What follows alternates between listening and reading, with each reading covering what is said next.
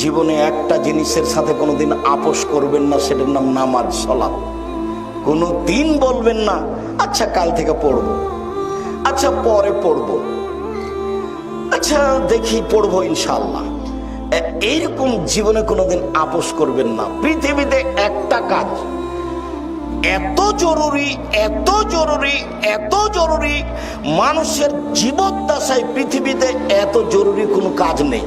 বলেন তো সেটা কি? সেটা সালাত।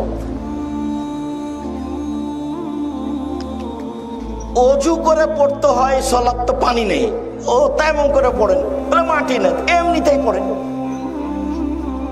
পশ্চিম দিকে কেবলার দিকে মুখ করে পড়তে হলে কেবলা বোঝা যায় না, এমনিতেই পড়েন। পরিষ্কার কাপড় পরে পড়তে হলে পরিষ্কার কাপড় নাই, যাতে পেশাব পায়খানা লেগে আছে সেটা পরে পড়েন। কোনো কাপড়ই নাই, উলঙ্গ হয়ে পড়েন। আমি দৌড়িয়ে চলে